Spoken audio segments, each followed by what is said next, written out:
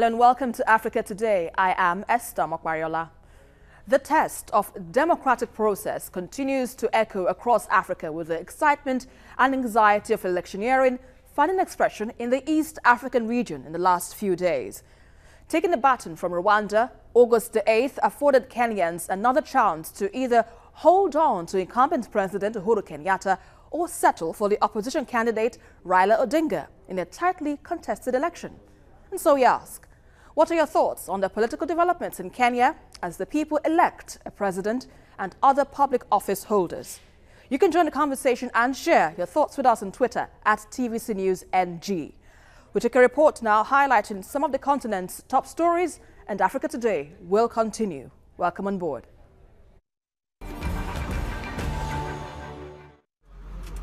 At a polling station in the capital Nairobi, hundreds of Kenyans queued up along the streets, keen to elect a new president, lawmakers and local representatives.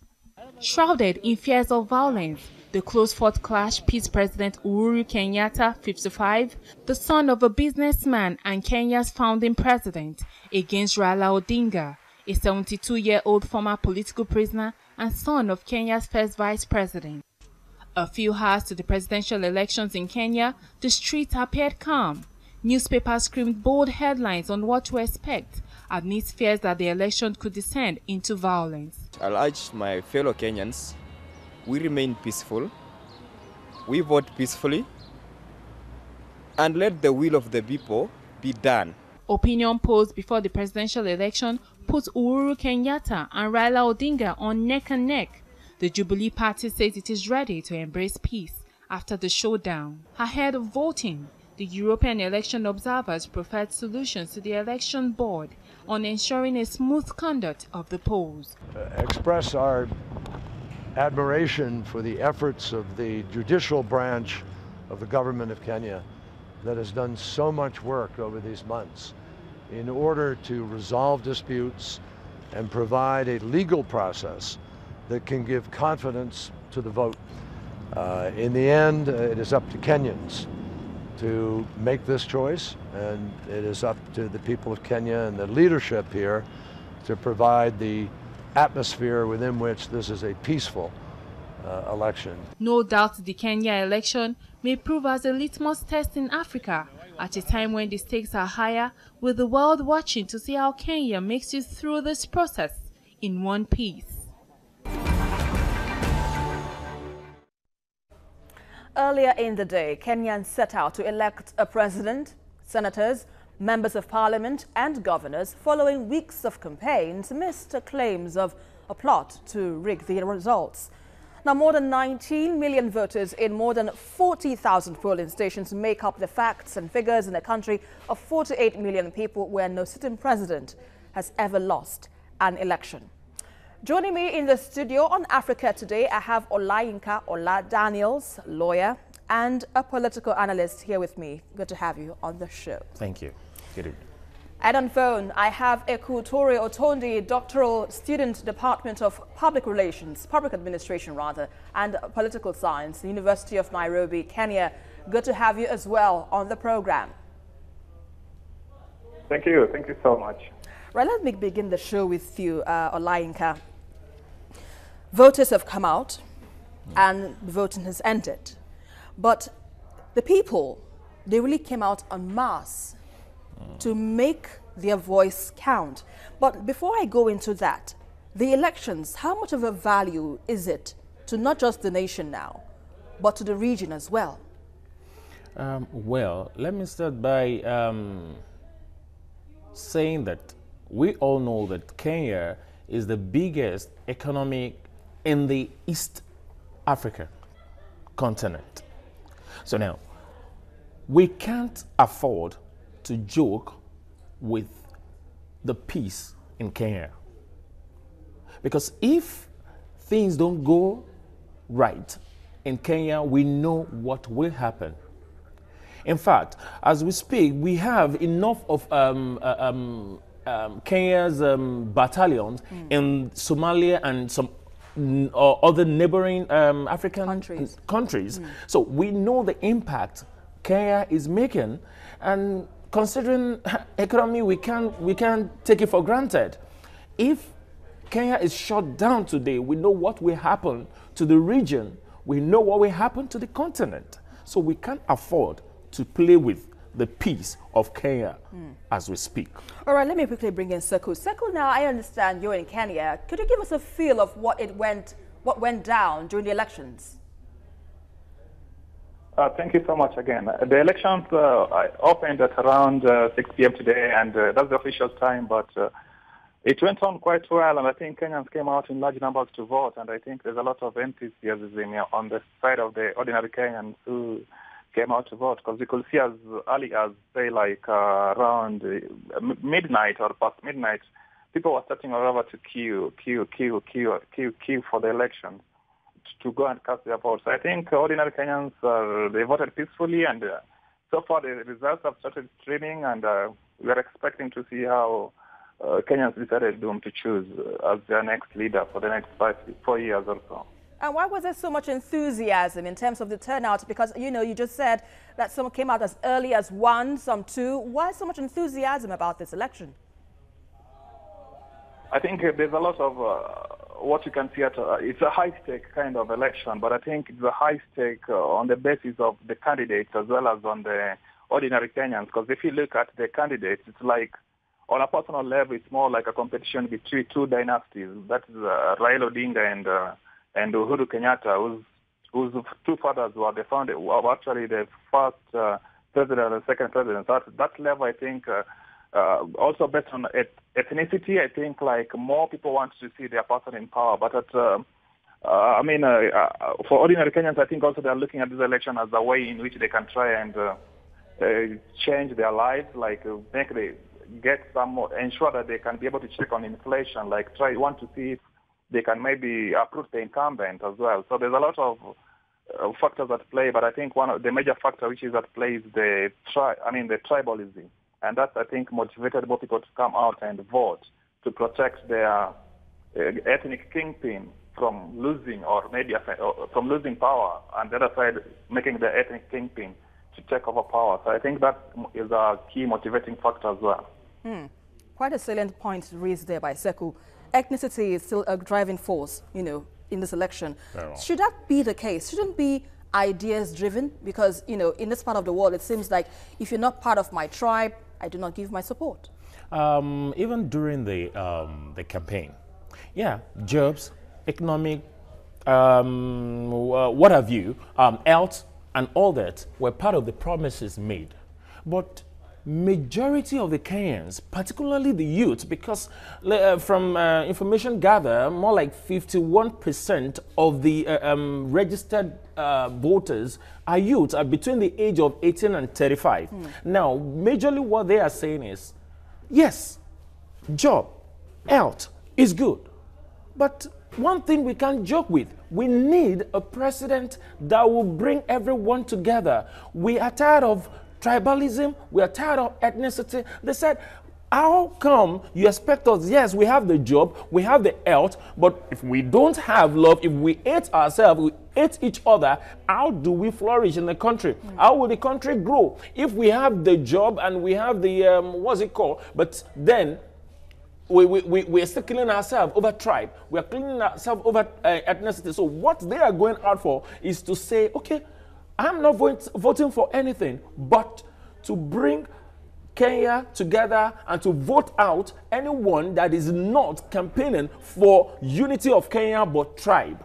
So that is, you can see that even in the election, and I can tell you, that is the reason why you have so much people in the mess coming out to vote in this particular election. And if you look at this matter in another point of view, one would say that the youth really have taken the future in their hands. Very well. Because among the contenders, Kenyatta is 55, and Raila Odinga is 72, except for the others. But is it safe to say that Kenyatta might appeal to the ordinary youth who are looking for a voice in government?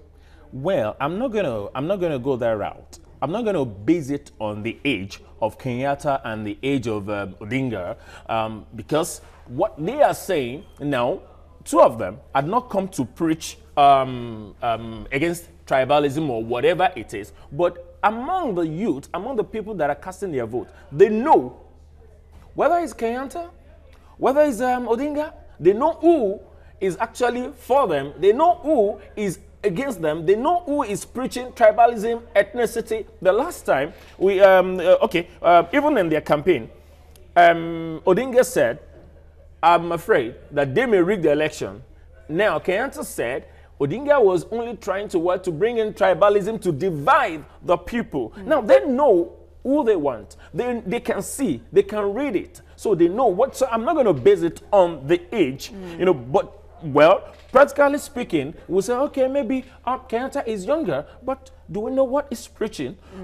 Do we know what Odinga is preaching? So I think it lies on the electorate, on the people, particularly the youth, to decide their fate. Since they are ready to take their fate into their hands, then we should leave it to them to decide. All right, let's go on a short break now. You're watching Africa Today, and we've been looking at political developments in Kenya as the people elect a president and other public office holders. We've got more discussions in just a moment.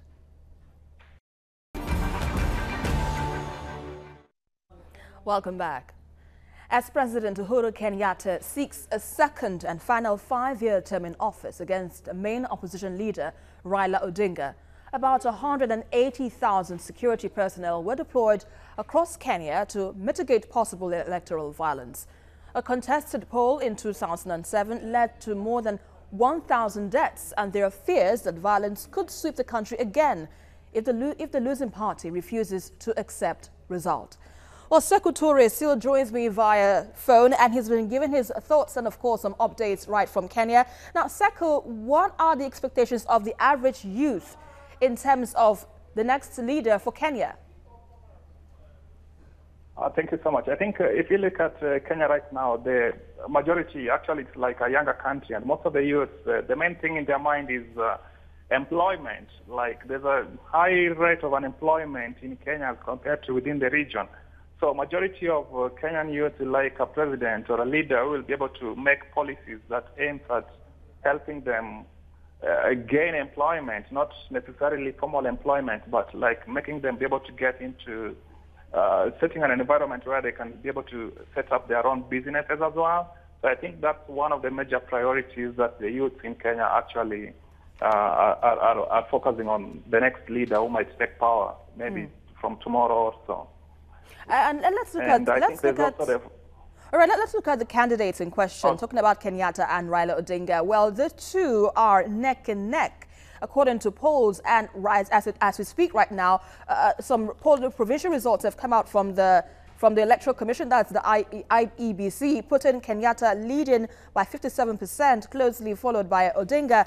But if you were to look at this matter, what is the possibility of a runoff in this election? Okay, going to the last two or so polls, just a few weeks, 1 week to the polls, I think indicated that neither the candidates will have managed to garner 50% plus one vote, which is the legal and constitutional requirements to take over power. So if you look at those particular polls, then I think we might say that there might be a runoff. But personally, I don't think there might be a runoff on the basis of the fact that they're just projections which are there. But then if you look at the voting pattern so far and how the country is, I don't think there's a huge possibility of a runoff on the basis that there's a huge voter turnout, as we saw in this election just today. So I think that's a major factor that might prevent a runoff, because just on the basis of huge voter turnout which came out today. Thank you. All right, talking about the elections proper, we also understand that, or rather, in every election there is a winner, and of course there is a loser. And in this case, Kenyatta has come out to say that if his party loses, he will accept defeat. But Raila Odinga, we cannot really say that for him. But if you were to look at this matter, do you think that whoever loses will accept defeat wholeheartedly without having to raise questions whatsoever? I think it might be hard for the opposition like to accept defeat, because even if it's Odinga's these statements, even during the campaigns, is use the word when I became president, not if I become president. And even looking today, I think there were media reports on which he said that he has only one speech, that is if he wins the elections. I don't think Odinga is going to take it easy, like letting the election just go like that. The other option he might have is going to the court, the Supreme Court, to iron out the legal and political challenges ahead. But I think so far so good. I don't think the opposition is thinking that losing the election, because I think the government is going to rig the election. So I don't think it might be easy in the coming days for the opposition to agree to accept defeat. Olayinka, do you have any sharing the same sentiments with Sekou there?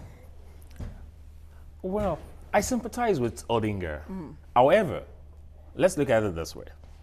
This is a man that has contested 3 times. This is the 4th time he's coming up.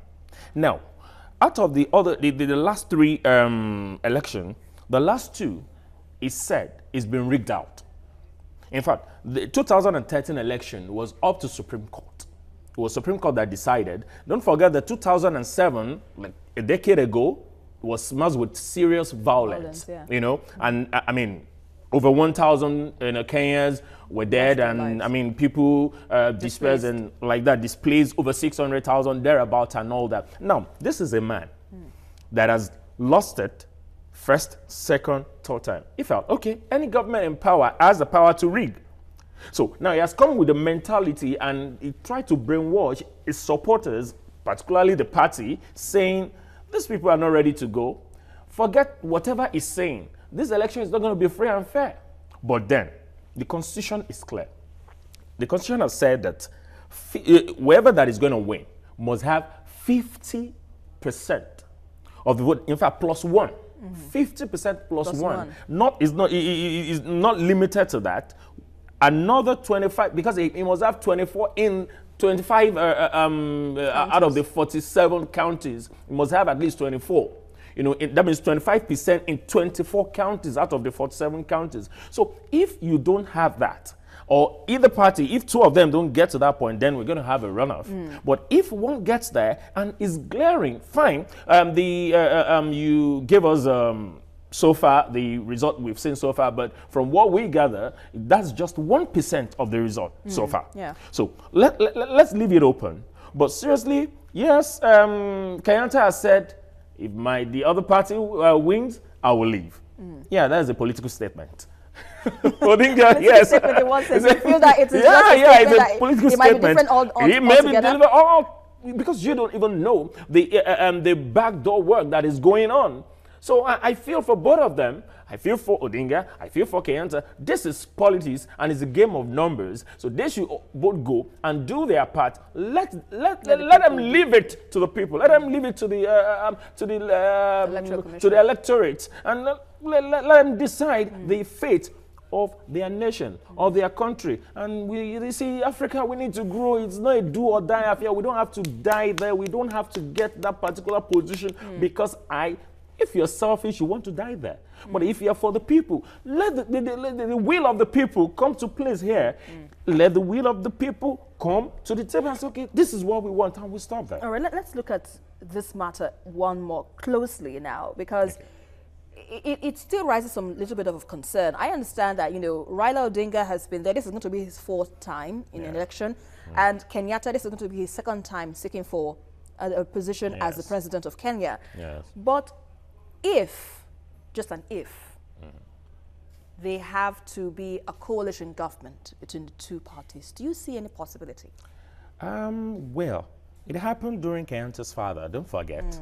In the 1963, when he became the president, the other man became the vice president, you know, of Kenya. So I feel it shouldn't be any big deal for them to have a coalition. But then,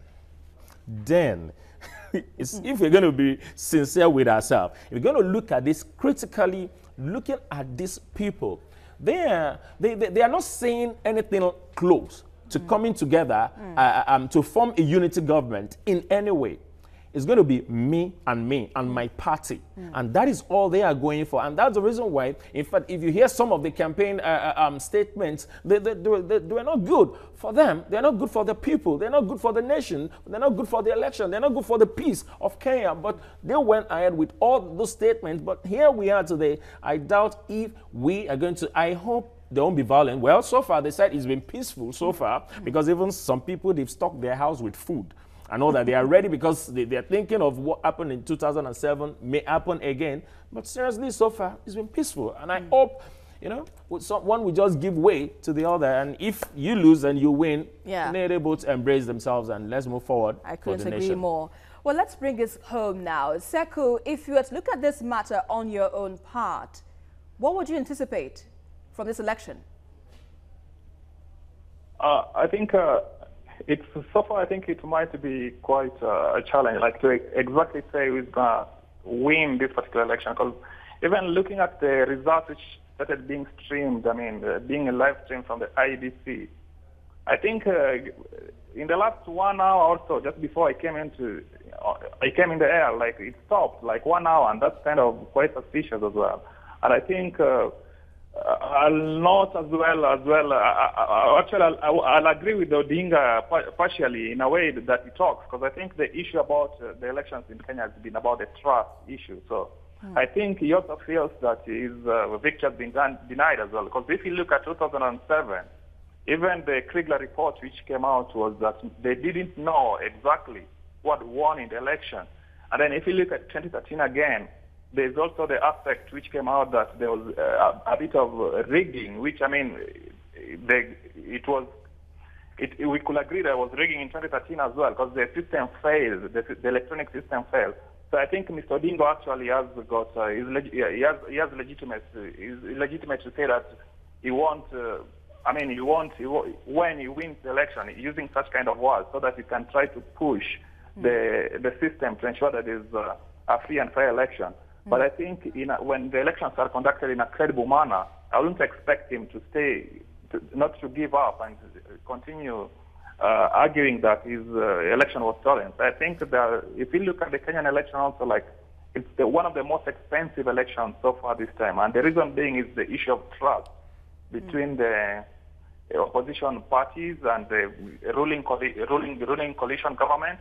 And I think that makes it quite...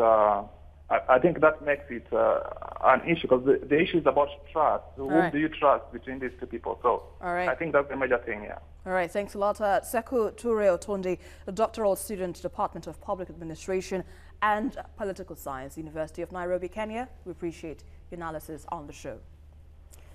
And just quickly, before we're run out of time now, Olayinka, what can you add from what you just said in terms of the outcome of the elections? Well, election is a game of number. We all know we're talking about democracy and want to build democracy generally in the continent of Africa. And I think by doing that, if we go to the polls and someone wins, and so because someone must win and the other one, the other way round. But when we find ourselves at that point, if you're not pleased, we know the appropriate quarters to go. Seek redress in the appropriate quarter, which is the court, and not to ignite violence, and not to bring your country that you love into chaos and terrible situation that can bring what you build in years to nothing. I think we should just go ahead. Let's seek redress at the appropriate quarters.